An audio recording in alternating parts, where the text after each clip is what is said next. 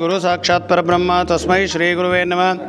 ಗುರುವೇ ಸರ್ವಲೋಕಾನಾಂ ಗುರುವೇ ಸರ್ವತ್ರ ಕಾರ್ಯಕಂ ಗುರುವೇ ಸಕಲ ಕಾರ್ಯಸಿದ್ಧೇಶಂ ಶ್ರೀ ದಕ್ಷಿಣಾಮೂರ್ತೇ ನಮಃ. ಗುರು ಪಾದಾರವಿಂದಗಳಿಗೆ ನಮಸ್ಕರಿಸುತ್ತಾ ಈ ದಿವಸ ಏನು ಕೋಟೆ ಶ್ರೀ ಜಲಕಂಠೇಶ್ವರ ದೇವಾಲಯ ಇದೆ, ಆ ದೇವಾಲಯದ ಮಾಹಿತಿಯನ್ನು ನನಗೆ ಗೊತ್ತಿರುವಷ್ಟು ಮಾತ್ರ ವಿಚಾರವನ್ನು ನಿಮಗೆ ಮುಟ್ಟಿಸ್ತಾ ಇದ್ದೀನಿ. ಈ ವಿಚಾರವನ್ನು ನೀವು ತಿಳಿದುಕೊಂಡು ಅದರ ಪ್ರಕಾರ ಈ ದೇವಾಲಯದಲ್ಲಿ ಯಾವ ರೀತಿಯಾದಂಥ ದೇವರುಗಳ ಆರಾಧನೆ ನಡೆಯುತ್ತೆ ಮತ್ತು ಯಾವ ದಿವಸ ಮಾಡಿದ್ರೆ ಏನು ಅನುಕೂಲವಾಗುತ್ತೆ ಅನ್ನುವಂಥ ವಿಚಾರವನ್ನು ತಿಳಿಸ್ತೀನಿ. ಮೊದಲನೇದಾಗಿ ಇಲ್ಲಿ ಏನು ಕಾಣ್ತಿದೆಯಲ್ಲ, ಇದು ಶ್ರೀ ಜಲಕಂಠೇಶ್ವರ ಸ್ವಾಮಿ ದೇವಾಲಯ. ಸೊ ಈ ಜಲಕಂಠೇಶ್ವರ ಅಂತ ಹೇಳ್ಬಿಟ್ಟು ಹೇಗೆ ಹೆಸರು ಬಂತು ಅಂದರೆ, ಮೊದಲು ಗಂಗರು ಚೋಳರ ಕಾಲದಲ್ಲಿ ಮಳೆ ಬೆಲೆ ಇಲ್ಲದೆ ಪ್ರಜೆಗಳು ತುಂಬ ಕಷ್ಟಗಳನ್ನು ಅನುಭವಿಸ್ತಾಯಿದ್ರು. ಆ ಸಮಯದಲ್ಲಿ ರಾಜರು ಪ್ರಜೆಗಳನ್ನು ಕುರಿತು ಯಾಕೆ ನಾವು ಶಿವಧ್ಯಾನವನ್ನು ಮಾಡಬಾರ್ದು ಅಂತ ಕೇಳಿದರು. ಆಗ ಪ್ರಜೆಗಳು ಕೇಳಿದರು, ಏಕೆ ಶಿವಧ್ಯಾನವನ್ನೇ ಮಾಡಬೇಕು, ಬೇರೆ ದೇವರುಗಳಿದ್ದಾರಲ್ಲ ಅವರ ಧ್ಯಾನವನ್ನು ಮಾಡಬಹುದಲ್ಲ ಅಂತೇಳ್ಬಿಟ್ಟು. ಆಗ ರಾಜರು ಹೇಳಿದರು, ಗಂಗೆ ಬಂದು ಶಿವನ ಜಡೆಯಲ್ಲಿರುವಂಥದ್ದು, ಆ ರೀತಿ ಹಾಗಾಗಿ ಶಿವ ಒಲಿದು ಗಂಗೆಯನ್ನು ಭೂಲೋಕಕ್ಕೆ ಬಿಟ್ಟರೆ ಬೆಳೆಗಳು ಸಮೃದ್ಧವಾಗಿ ಬೆಳೆದು ನಮಗೆ ಆಹಾರ ಸಿಗುತ್ತೆ ಅನ್ನುವಂಥ ಕಾರಣದಿಂದ ತಿಳಿಸಿದಾಗ ಪ್ರಜೆಗಳು ಮತ್ತು ರಾಜರು ಶಿವಧ್ಯಾನವನ್ನು ಮಾಡಲು ಆರಂಭ ಮಾಡಿದರು.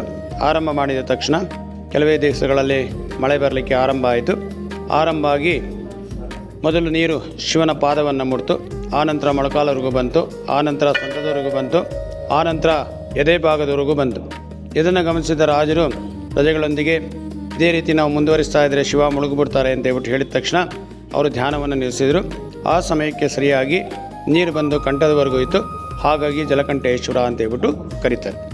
ಮತ್ತು ಇಲ್ಲಿ ಪಕ್ಕದಲ್ಲಿ ನೋಡಿದರೆ ನಿಮಗೆ ಜಯ ವಿಜಯರು ದ್ವಾರಪಾಲಕರಿದ್ದಾರೆ. ಸೊ ಶಿವನ ದೇವಾಲಯದಲ್ಲಿ ಜಯ ವಿಜಯರು ಏಕೆ ಬಂದರು ಅಂದರೆ, ಈ ಒಂದು ದೇವಾಲಯದಲ್ಲಿ ನೀವು ತ್ರಿಮೂರ್ತಿಗಳನ್ನು ಮತ್ತು ತ್ರಿಮಾತೆಯರನ್ನು 3 ಜನನ್ನು ನೀವು ದರ್ಶನ ಮಾಡ್ಬೋದು. ಸೊ ಹಾಗಾಗಿ ವಿಷ್ಣು ಹಿಂದೆ ಮುಂಭಾಗದಲ್ಲಿ ಇರೋದರಿಂದ ಜಯ ವಿಜಯರನ್ನ ಇಲ್ಲಿಟ್ಟಿದ್ದಾರೆ. ಮತ್ತು ಶಿವ ಮುಂಭಾಗದಲ್ಲಿರುವಂಥ ಕಾರಣದಿಂದ ನಂದಿ ಮತ್ತು ಭೃಂಗಿಯನ್ನು ಮುಂಭಾಗದಲ್ಲಿ ಇಟ್ಟಿದ್ದಾರೆ. ಹಾಗೆ ಇಲ್ಲಿ ಪಕ್ಕಕ್ಕೆ ಬಂದರೆ ನಿಮಗೆ ನಾಟ್ಯ ಗಣಪತಿ ಕಾಣ್ತಾರೆ. ಸೊ ಈ ನಾಟ್ಯ ಗಣಪತಿಯ ಒಂದು ವಿಶೇಷ ಏನಂದರೆ, ಯಾವುದೇ ಒಂದು ಕೌಶಲ್ಯವನ್ನು ಕಲಿಯುವಾಗ ನಾವು ಸಂಗೀತ ಇರ್ಬೋದು, ನೃತ್ಯ ಇರ್ಬೋದು, ನಾಟಕ ಇರ್ಬೋದು, ಆ ಸಮಯದಲ್ಲಿ ಬಂದು ಇಲ್ಲಿ ಗಣಪತಿಗೆ ಪೂಜೆಯನ್ನು ಮಾಡಿಕೊಂಡು ಆ ಕಾರ್ಯವನ್ನು ಆರಂಭ ಮಾಡೋದರಿಂದ ಆ ಒಂದು ಕಲೆಯಲ್ಲಿ ಅವರು ಅಭಿವೃದ್ಧಿಯನ್ನು ಹೊಂದುತ್ತಾರೆ. ಮತ್ತು ಇಲ್ಲಿ ನೋಡಿದರೆ ನಿಮಗೆ ಒಂದೇ ದೇವಾಲಯದಲ್ಲಿ 2 ಶಿವಲಿಂಗಗಳಿದೆ. ಒಂದು ಜಲಕಂಠೇಶ್ವರ, ಎರಡನೇದು ಕೈಲಾಸನಾಥೇಶ್ವರ.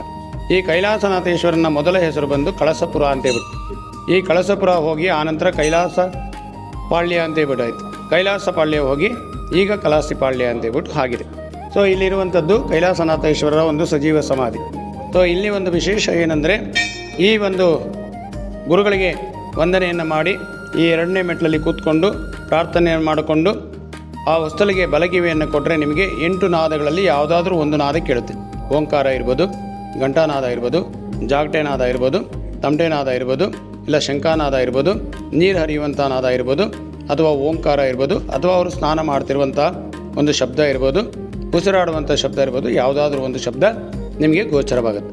ಮತ್ತು ಅದರ ಪಕ್ಕದಲ್ಲೇ ನಿಮಗೆ ಇನ್ನೊಂದು ಗಣಪತಿ ಕಾಣ್ತಾರೆ.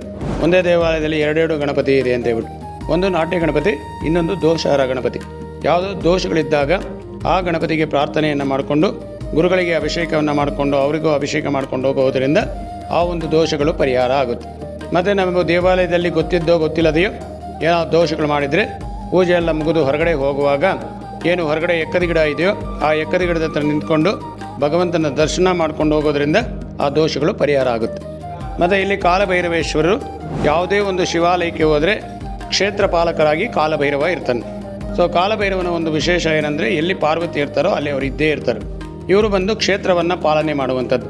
ಇವರಿಗೆ ಭಾನುವಾರ, ಅಷ್ಟಮಿ, ಅಮಾವಾಸ್ಯೆ, ಪೌರ್ಣಮಿ ಇವು ತುಂಬ ಮುಖ್ಯವಾದದ್ದು. ಆ ದಿವಸ ಬಂದು ಇವರಿಗೆ 8 ರೀತಿಯಾದಂಥ ದೀಪಗಳನ್ನು ಹಚ್ಚುತ್ತಾರೆ. ಮೊದಲನೇದು ಕೂಷ್ಮಾಂಡ ದೀಪ ಅಂದರೆ ಬೂದುಕುಂಬಳಕಾಯಿನ ದೀಪ, ಆಮೇಲೆ ಕಲ್ಪವೃಕ್ಷ ದೀಪ ಅಂದರೆ ತೆಂಗಿನಕಾಯಿನ ದೀಪ, ಸಪೋಟ ದೀಪ, ಮತ್ತು ಬೀಟ್ರೋಟಿನ ದೀಪ, ನಿಂಬೆಹಣ್ಣಿನ ದೀಪ, ಹಾಗಲಕಾಯಿನ ದೀಪ, ಮಣ್ಣಿನ ದೀಪ ಮತ್ತು ಕಾಳುಮೆಣಸಿನ ದೀಪ ಇವುಗಳನ್ನು ವಿಶೇಷವಾಗಿ ಹಚ್ಚುತ್ತಾರೆ. ಈ ಕೂಷ್ಮಾಂಡ ದೀಪ ಹಚ್ಚುವಂಥ ಉದ್ದೇಶ ಏನಂದರೆ, ನಿಮಗೆ ಯಾರಾದರೂ ಶತ್ರುಗಳಿದ್ದಲ್ಲಿ, ನಿಮಗೆ ಯಾರಾದರೂ ಕೆಡುಕುಗಳನ್ನು ಮಾಡಿಸಿದರೆ, ಮಾಟ ಮಂತ್ರಗಳನ್ನು ಮಾಡಿಸಿದರೆ, ದೋಷಗಳನ್ನು ಮಾಡಿದರೆ ಅಂಥ ಸಮಯದಲ್ಲಿ ಬಂದು ಅವರಿಗೆ ಕೂಷ್ಮಾಂಡ ದೀಪವನ್ನು ಹಚ್ಚಬೇಕು. ಯಾವುದೇ ಒಂದು ಕಾರ್ಯ ವಿಫಲವಾಗ್ತಾ ಇದೆ, ನಿಧಾನವಾಗಿ ಆಗ್ತಾ ಇದೆ ಅಂದರೆ ಆ ಸಮಯದಲ್ಲಿ ಬಂದು ಕಲ್ಪವೃಕ್ಷ ಅಂದರೆ ತೆಂಗಿನಕಾಯಲ್ಲಿ ದೀಪವನ್ನು ಹಚ್ಚಬೇಕು. ಮತ್ತು ದೀರ್ಘಕಾಲದಿಂದ ಏನಾದರೂ ಕಾಯಿಲೆಗಳಿಂದ ನರಳುತ್ತಾ ಇದ್ದರೆ ಆಸ್ಪತ್ರೆಗೆ ಹೋದರೆ ಎಲ್ಲ ವರದಿಗಳಲ್ಲೂ ಯಾವುದೇ ಸಮಸ್ಯೆ ಇಲ್ಲ ಅಂತ ಹೇಳ್ತಾರೆ, ಆದ್ರೂ ಅವರು ಸಮಸ್ಯೆಯನ್ನು ಅನುಭವಿಸ್ತಾ ಇರ್ತಾರೆ. ಅಂಥ ಸಮಯದಲ್ಲಿ ಬಂದು ಹಾಗಲಕಾಯಲ್ಲಿ ದೀಪವನ್ನು ಹಚ್ಚಬೇಕು. ಮತ್ತು ರಕ್ತ ಸಂಬಂಧಪಟ್ಟ ಏನಾದರೂ ತೊಂದರೆಗಳಿತ್ತಂದರೆ ಅಂಥ ಸಮಯದಲ್ಲಿ ಬೀಟ್ರೋಡಿನ ದೀಪ ಹಚ್ಚಬೇಕು. ಧನ ವೃದ್ಧಿ ಆಗಬೇಕು ಅಥವಾ ಧನ ಪ್ರಾಪ್ತಿ ಆಗಬೇಕು ಅನ್ನೋದಾದರೆ ಸಪೋಟದಲ್ಲಿ ದೀಪವನ್ನು ಹಚ್ಚಬೇಕು. ಮತ್ತು ದೃಷ್ಟಿದೋಷ ಇಂಥವೇನಾದರೂ ಇದೆ ಅಂದರೆ ನಿಂಬೆಹಣ್ಣಲ್ಲಿ ದೀಪವನ್ನು ಹಚ್ಚಬೇಕು. ಮತ್ತು ಮೃತ್ಯುಕಂಟಕ ದೋಷ ಏನಾದರೂ ಇದೆ ಅನ್ನೋದಾದರೆ ಬೆಲ್ಲದಲ್ಲಿ ದೀಪವನ್ನು ಹಚ್ಚಬೇಕು. ಮತ್ತು ಯಾವುದೇ ಒಂದು ನ್ಯಾಯಾಲಯಗಳಲ್ಲಿ ವ್ಯಾಜ್ಯಗಳು ನಡೀತಾ ಇದೆ ಅಂದರೆ ಅದನ್ನು ಬೇಗ ಇತ್ಯರ್ಥವಾಗಬೇಕು, ಜಯವನ್ನು ಸಾಧಿಸಬೇಕು ಅಂದರೆ ಮೆಣಸಿನಕಾಳಿನ ದೀಪವನ್ನು ಹಚ್ಚಬೇಕು. ಈ ರೀತಿಯಾಗಿ ಯಾವುದೇ ಒಂದು ದೀಪವನ್ನು ಹಚ್ಚಿದರೂ ಸಮೇತ ಅದು ಅಷ್ಟಮಿ ದಿವಸ ಹಚ್ಚಬೇಕು. ಅಷ್ಟಮಿ ಆರಂಭ ಮಾಡಿದರೆ 8 ಅಷ್ಟಮಿ, ಅಮಾವಾಸ್ಯೆ ಆರಂಭ ಮಾಡಿದರೆ 8 ಅಮಾವಾಸ್ಯೆ, ಪೌರ್ಣಮಿ ಆರಂಭ ಮಾಡಿದರೆ 8 ಪೌರ್ಣಮಿ, ಭಾನುವಾರ ಆರಂಭ ಮಾಡಿದರೆ 8 ಭಾನುವಾರ.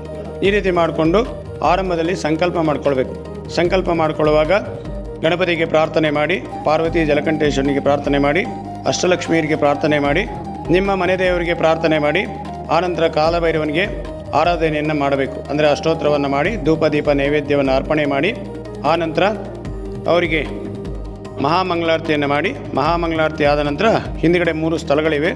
ಒಂದು ಮೂಲನಾಡಿ, 2ನೇದು ಮಧ್ಯನಾಡಿ, 3ನೇದು ಬ್ರಹ್ಮನಾಡಿ ಅಂತೇಳ್ಬಿಟ್ಟು ಈ ನಾಡಿಗಳಲ್ಲಿ ಕೂತ್ಕೊಂಡು ಪ್ರತಿ ನಾಡಿಯಲ್ಲೂ 20-20 ನಿಮಿಷ ಧ್ಯಾನವನ್ನು ಮಾಡಿ, ಆನಂತರ ಪ್ರತಿ ದೀಪಕ್ಕೂ ಇಷ್ಟೇ ಪ್ರದಕ್ಷಿಣೆ ಅಂತಿರುತ್ತೆ, ಅಷ್ಟು ಪ್ರದಕ್ಷಿಣೆಯನ್ನು ಮಾಡಿ ಆ 8 ವಾರಗಳನ್ನು ಪೂರ್ಣವಾಗಿ ಮುಗಿಸಿದ ನಂತರ ಅವರಿಗೆ ಉದ್ಯಾಪನೆಯನ್ನು ಮಾಡಬೇಕು. ಉದ್ಯಾಪನೆ ಅನ್ನುವಂಥದ್ದು ಅಷ್ಟಮಿ ದಿವಸನೇ ಮಾಡಬೇಕು. ಆ ದಿವಸ ಬೆಳಗ್ಗೆ 10:15ಗೆ ಸಂಕಲ್ಪ ಆರಂಭ ಆಗುತ್ತೆ, 10:00ವರೆಗೆ ಅಭಿಷೇಕ ಆರಂಭ ಆಗುತ್ತೆ, 12:30ಯಿಂದ 1 ಗಂಟೆ ಒಳಗೆ ಮಹಾಮಂಗಳಾರತಿ ಆಗುತ್ತೆ. ಆ ದಿವಸ ಉದ್ಯಾಪನೆ ಮಾಡುವಾಗ ಭಗವಂತನಿಗೆ ಅಭಿಷೇಕ ಮಾಡಿ, ಅಲಂಕಾರವನ್ನು ಮಾಡಿ, ಉದ್ದಿನ ಒಡೆಹಾರವನ್ನು ಹಾಕಿ, ಪ್ರಸಾದವನ್ನು ಅವರಿಗೆ ಅರ್ಪಣೆ ಮಾಡಿ, ವಾದ್ಯ ಸೇವೆ ಸಂಗೀತ ಸೇವೆಯನ್ನು ಮಾಡಿ, ಭೈರವಾಷ್ಟಕವನ್ನು ಓದಿ, ಆನಂತರ ಮಹಾಮಂಗಳಾರತಿ ಮಾಡಿ, ಕಡೆಯದಾಗಿ ಉದ್ಯಾಪನೆ ದಿವಸ ತೀರ್ಥ ಸ್ವೀಕಾರ ಆದ ನಂತರ ದೀಪವನ್ನು ಬೆಳಗಬೇಕು. ಇದಿಷ್ಟು ಕಾಲಭೈರವನ ಒಂದು ವಿಶೇಷ. ಮತ್ತು ಇಲ್ಲಿ ನಿಮಗೆ ದಕ್ಷಿಣಾಮೂರ್ತಿಗಳು ಕಾಣ್ತಾರೆ. ಸೊ ಇವರು ದಕ್ಷಿಣಾಮೂರ್ತಿಗಳಿಗೆ ಬಂದು ಕನಕ ಪುಷ್ಪ, ಆಮೇಲೆ ಕನಕ ವಸ್ತ್ರ ಮತ್ತು ಕನಕಧಾನ್ಯ.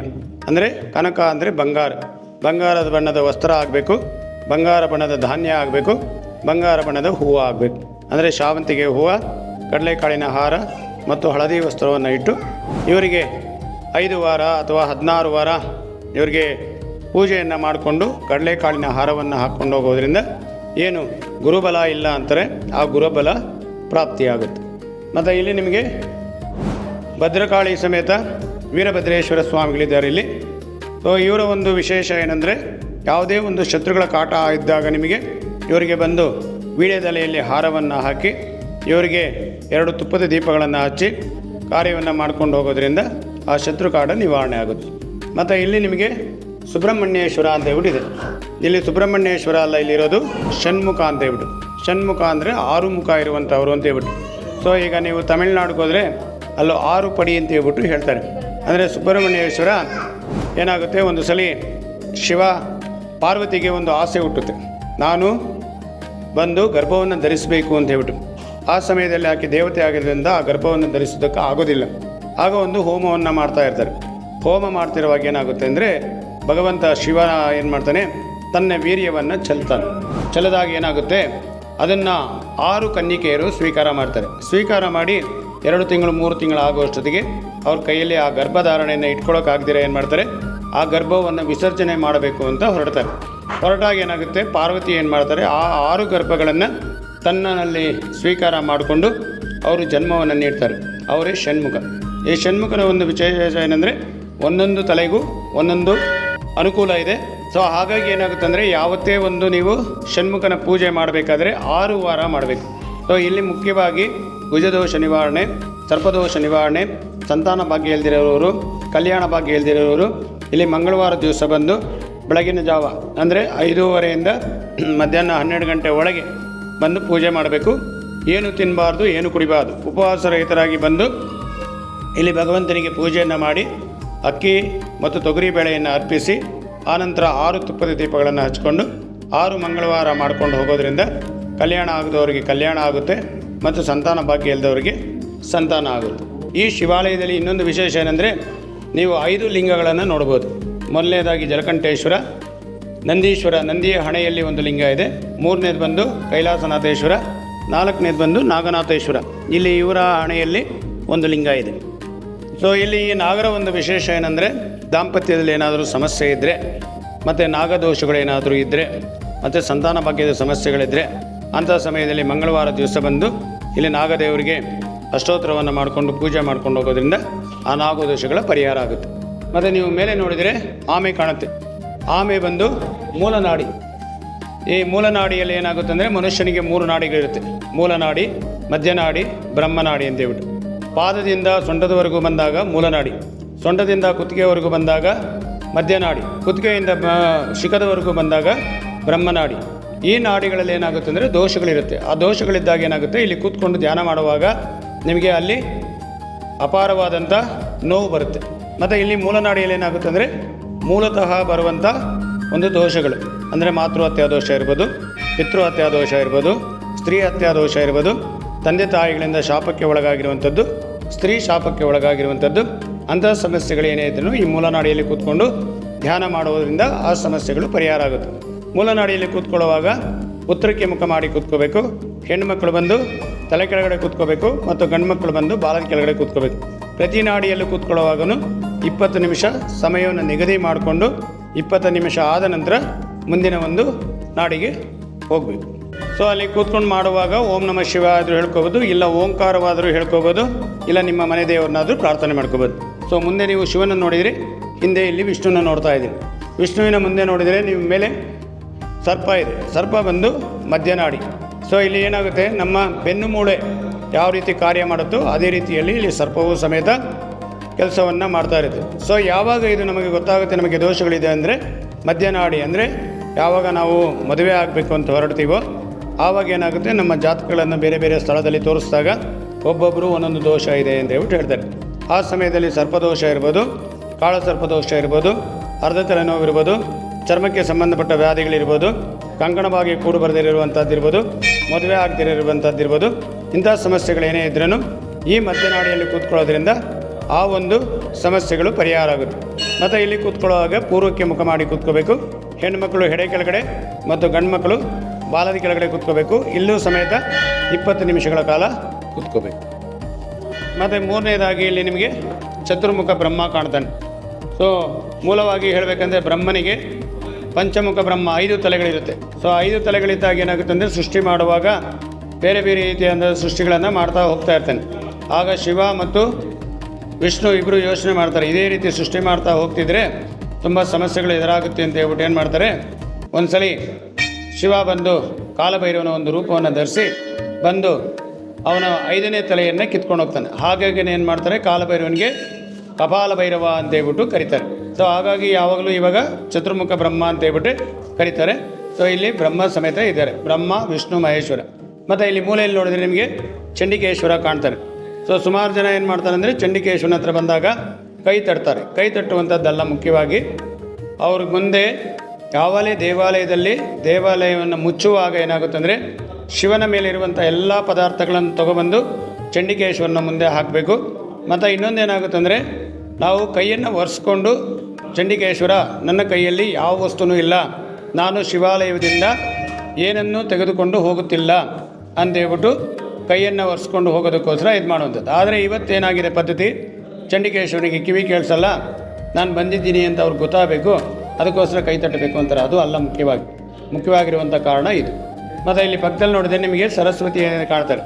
ಸರಸ್ವತಿ ಒಬ್ಬರೇ ಇಲ್ಲ, ಅದರಲ್ಲಿ ಆ ವಿಗ್ರಹದಲ್ಲಿ ಸರಸ್ವತಿ ಮತ್ತು ಲಕ್ಷ್ಮಿ ಇಬ್ಬರೂ ಇದ್ದಾರೆ. ಸೊ ಅವರ ಬಲಗೈಯನ್ನು ನೋಡಿದಾಗ ನಿಮಗೆ ಗೊತ್ತಾಗುತ್ತೆ, 2 ಬೆರಳು ವೀಣೆ ಮೇಲಿದೆ, ಒಂದು ಕೈ ಅಭಯಹಸ್ತವನ್ನು ತೋರಿಸ್ತಾ ಇದೆ. ಸೊ ಹಾಗಾಗಿ ಏನಾಗುತ್ತೆ ಅಂದರೆ, ಯಾರಾದರೂ ಪರೀಕ್ಷೆಗಳನ್ನು ಬರೆಯುವಾಗ, ಸ್ಪರ್ಧಾತ್ಮಕ ಪರೀಕ್ಷೆಗಳನ್ನು ಬರೆಯುವಾಗ, ಸ್ವಂತ ಉದ್ಯೋಗವನ್ನು ಮಾಡುವಾಗ, ಶಾಲೆಗೆ ಪ್ರವೇಶ ಮಾಡುವಾಗ, ಕಾಲೇಜಿಗೆ ಪ್ರವೇಶ ಮಾಡುವಾಗ, ಅಂಥ ಸಮಯದಲ್ಲಿ ಬಂದು ಇಲ್ಲಿ ಶುಕ್ರವಾರ ದಿವಸ 7 ಶುಕ್ರವಾರ ದೇವಿಗೆ ಸಂಕಲ್ಪ ಮಾಡಿಕೊಂಡು 7 ತುಪ್ಪದ ದೀಪವನ್ನು ಹಚ್ಕೊಂಡು ಧ್ಯಾನ ಮಾಡ್ಕೊಂಡು ಹೋಗೋದ್ರಿಂದ ಅವರು ತಮ್ಮ ಉದ್ಯೋಗದಲ್ಲಿರ್ಬೋದು, ವ್ಯಾಪಾರದಲ್ಲಿರ್ಬೋದು, ಹಣಕಾಸಿನಲ್ಲಿರ್ಬೋದು, ಜ್ಞಾನದಲ್ಲಿರ್ಬೋದು ಅಭಿವೃದ್ಧಿಯನ್ನು ಹೊಂದುತ್ತಾರೆ. ಮತ್ತು ಮೇಲೆ ನೋಡಿದರೆ ನಿಮಗೆ ಮತ್ಸ್ಯ ಕಾಣುತ್ತೆ, ಅದು ಬಂದು ಬ್ರಹ್ಮನಾಡಿ. ಬ್ರಹ್ಮನಾಡಿ ಅಂದರೆ ನಮ್ಮ ಪಂಚೇಂದ್ರಿಯಗಳು. ಸೊ ಈ ಪಂಚೇಂದ್ರಿಯಗಳಲ್ಲಿ ಕಾರ್ಯವನ್ನು ಮಾಡಿದಾಗ ಏನಾಗುತ್ತೆ, ಈಗ ಮಧ್ಯನಾಡಿಯಿಂದ ಬ್ರಹ್ಮನಾಡಿಗೆ ಹೋದ್ವಿ. ಬ್ರಹ್ಮನಾಡಿ ಅಂದರೆ ಏನು, ನಮ್ಮ ಒಂದು ಗೃಹಸ್ಥಾಶ್ರಮ ಸ್ವೀಕರಣ ಮಾಡುವಂಥದ್ದು. ಎಲ್ಲಿನವರೆಗೂ, ಮದುವೆ ಆಗೋಕ್ಕೆ ಮುಂಚಿನವರೆಗೂ ನಾನು ನನ್ನ ಕುಟುಂಬ ಅಂತ ಇದ್ದವರು ಮದುವೆ ಆದ ತಕ್ಷಣವೇ ಏನು ಮಾಡ್ತಾರೆ, ನಾನು ನನ್ನ ಹೆಂಡತಿ, ನಾನು ನನ್ನ ಗಂಡ ಅನ್ನುವಂಥ ಭಾವನೆ ಬರುತ್ತೆ. ಅಂಥ ಸಮಯದಲ್ಲಿ ನನ್ನ ಕುಟುಂಬ, ನನ್ನ ಉದ್ಯೋಗ, ನನ್ನ ವ್ಯಾಪಾರ, ನನ್ನ ಹಣಕಾಸು, ನನ್ನ ಕೋಟಿನ ವ್ಯವಹಾರಗಳು ಅಭಿವೃದ್ಧಿ ಆಗೋದಕ್ಕೋಸ್ಕರ ಮೀನಿನ ಕೆಳಗಡೆ ಕೂತ್ಕೋಬೇಕು. ಮತ್ತು ಇಲ್ಲಿ ನೋಡಿದರೆ ನಿಮಗೆ ದುರ್ಗಾದೇವಿ ಕಾಣ್ತಾರೆ. ಸೊ ಇಲ್ಲಿ ದುರ್ಗಾದೇವಿ ಕೈಯಲ್ಲಿ ಶಂಖ ಮತ್ತು ಚಕ್ರ ಇದೆ. ಸೊ ಇವರು ಬಂದು ಮಹಾದುರ್ಗಿ ಅಂದರೆ ವಿಷ್ಣು ದುರ್ಗಿ ಅಂತ ಹೇಳ್ಬಿಟ್ಟು. ಸೊ ಏನಾದರೂ ಇವತ್ತು ಮದುವೆ ಮಾತುಕತೆ ಎಲ್ಲ ಆಗಿದೆ, ಎಂಗೇಜ್ಮೆಂಟ್ ಆಗಿದೆ, ನಾಳೆ ಮದುವೆ ಟೈಮ್ಗೆ ಅಷ್ಟೊತ್ತಿಗೆ ಇಲ್ಲ ಹುಡುಗ ಇರೋದಿಲ್ಲ, ಹುಡುಗಿ ಇರೋದಿಲ್ಲ, ಅಂಥ ಸಮಸ್ಯೆಗಳೇನಾದರೂ ಇದ್ದಾಗ ಇಲ್ಲಿ 16 ಶುಕ್ರವಾರ ಅಥವಾ 16 ಮಂಗಳವಾರ ಬಂತು ದೇವಿಗೆ ನಿಂಬೆಹಣ್ಣಲ್ಲಿ ದೀಪವನ್ನು ಹಚ್ಕೊಂಡು ಹೋಗೋದ್ರಿಂದ ಮೊದಲನೇ ವಾರ 1 ನಿಂಬೆಹಣ್ಣು, 2ನೇ ವಾರ 2, ಆ ರೀತಿ 16 ವಾರ ನಿಂಬೆಹಣ್ಣಲ್ಲಿ ದೀಪ ಹಚ್ಕೊಂಡು ಹೋಗೋದ್ರಿಂದ ಮದುವೆ ಕಾರ್ಯ ಆಗಿರ್ಬೋದು, ಮನೆ ಕಾರ್ಯ ಆಗಿರ್ಬೋದು, ವ್ಯಾಪಾರ ಕಾರ್ಯ ಆಗಿರ್ಬೋದು, ಇವೆಲ್ಲವೂ ಸಮೇತ ಸುಸೂತ್ರವಾಗಿ ನಡ್ಕೊಂಡು ದುರ್ಗಾದೇವಿಯ ಅನುಗ್ರಹ ಯಾವಾಗಲೂ ಇರುತ್ತೆ. ಮತ್ತು ಇಲ್ಲಿ ನೋಡಿದರೆ ನಿಮಗೆ ಸೂರ್ಯನಾರಾಯಣ ಸ್ವಾಮಿಗಳಿದ್ದಾರೆ. ಇಲ್ಲಿ ನವಗ್ರಹಗಳಿದ್ದರೂ ಸಮೇತ ಸೂರ್ಯನಾರಾಯಣನ ವಿಶೇಷವಾಗಿ ಸ್ಥಾಪನೆ ಮಾಡಿದ್ದಾರೆ.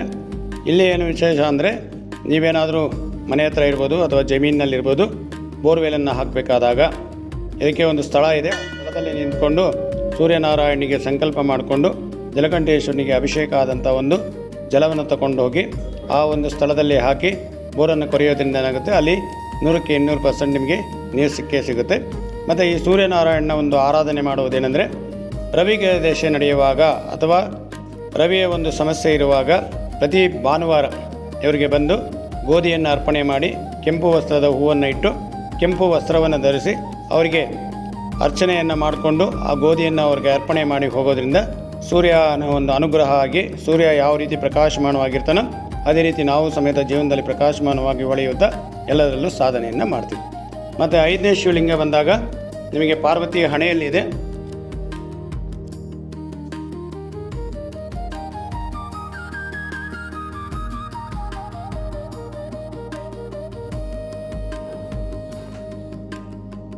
ಇಲ್ಲಿ ಕಾಣುತ್ತೆ ನೋಡಿ 5ನೇ ಶಿವಲಿಂಗ.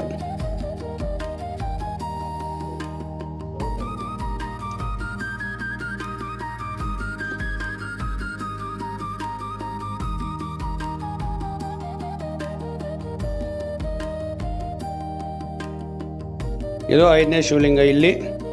ಆನಂತರ ಅವರ ಕೈಗಳನ್ನು ನೋಡಿದಾಗ ಒಂದು ಕೈ ಕೆಳಭಾಗವನ್ನು ತೋರಿಸ್ತಾ ಇದೆ, ಒಂದು ಕೈ ಮೇಲ್ಭಾಗವನ್ನು ತೋರಿಸ್ತಾ ಇದೆ.